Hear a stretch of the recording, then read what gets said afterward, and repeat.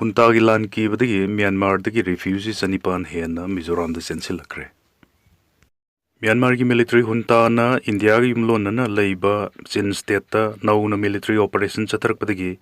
resistance force ka nau na khuthok na raklabadi asokapan nanglagani ki badagi Myanmar dagi refugee Sanipan ki mathakta Mizoram da sensilakre amasung local authority amadi community organization singna ahenba Myanmar gi refugee kaya chensilakhiba yai haina phongdorkre. Mizoram police na phongdorkhibada mamang sayol gi lepak pukpa amasung yumsa kaisa da Myanmar gi mioi chanipan ka kunithoi rom Mizoram gi Champhai district ta leiba Jokhothar khungang da chensilakhi police amasung Assam Rifles na chensilakli refugee sing asigi biometric enrollment lawba hore makoibu matam cha na sangjafam pinaba Young Mizo Association YMA na thabuk paikhat pa hokre hairi Mizoram da nauna sensilakhiba refugee sing adugi manungda nupi angang amasung ahal oiraba mioi kaya yaurki makoina Myanmar thadok tuna chelak libasi karigumba huntaga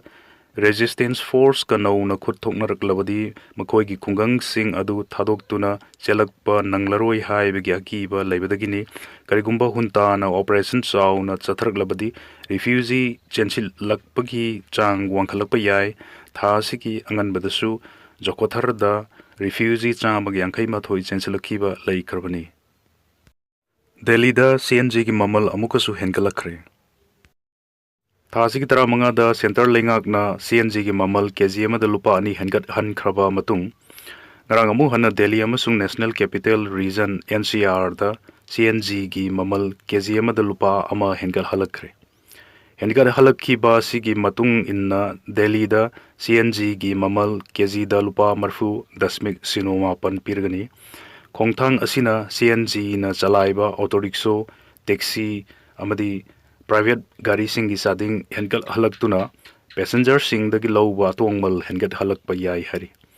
petrol amasung diesel gi mamal su central lengak na revise tawduna hojik Delhi da petrol liter amada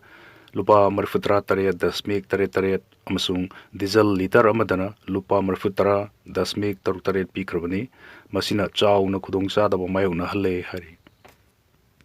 China amasung United States na tarif hanthabda yanakre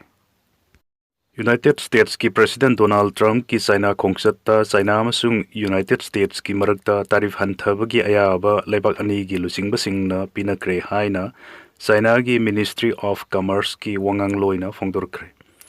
leibak ani na sapmanaba pothok sing da thamlamba tarif sing hantha nabagi ayaba pinakhibada natna Washington na puthokpa aircraft sing su China na leibagi ayaba su pinakhi leibak ani na Trade Council lingkhatpagi ayaba pinaduna leibak ani gi marakta lalon itik tawnaba amasung sel thadanabagi matangda kopna khananabagi ayaba su pinakhi China na US tagi Boeing aircraft chani leibagi ayabasu pinaki hairi amang sangda insang na pi paisinduna thamlamba agent ki license kakthatkre Uttar Pradesh ki Mirutta leiba Mawana Navin Sabji Mandi da operate tawba atekpa insang na pi amasung manamasing wholesale oina yonba Pradhan Trading Company kauba farm chalaiba commission agent amana Miyam da yongadaba insang na pi kayabu phunjillaba amasung matam sang na siznadabadagi laina pokpham oiraba public toilet amagi manungda paisinduna thamlambagidamak mari leinaba authority na mahaki license kakthatkre mahaki mathakte action lokhalakkhibasi toilet manungda insang na pi paisinduna thambagi video ama viral oirkraba matungdani video adu viral oiram lamdrabadi authority na action lokhalamgadra haibasi achoubo hang oiri WHO na Ebola laicet pu malem gi health emergency ni haina lauthokre World Health Organization WHO na Democratic Republic of Congo DRC amasung Uganda da Ebola gi laicet chandorok liba asi public health emergency ni haina lauthokpaga loinana laicet asi gi matang da malem gi miyam na hakchin na launanaba appeal tawkre WHO ki Director General Tedros Adhanom Ghebreyesus na Sandorokliba laicet asina pandemic emergency gi criteria adu yauhandrabasu yimlo nariba laibak sing da khonglai yang na sandorokpa yabagi akiba lai hari Health authority singna phongdorkhibada laichat asi Ebola laina gi atangba makhal ama oiriba bundi bungyo virus disease na thokanbani hari. North Korea gi nupi football team South Korea da thunglakre. Sahi nipan gi matungda ahanba oina North Korea gi nupi football team regional tournament amagidama ngarang South Korea da thunglakre. Political gi oibom khanaba kaya laibana marum warga matam sangna leibak ani gi marakta sanaroi sing satok sasin tauba yadna lakibani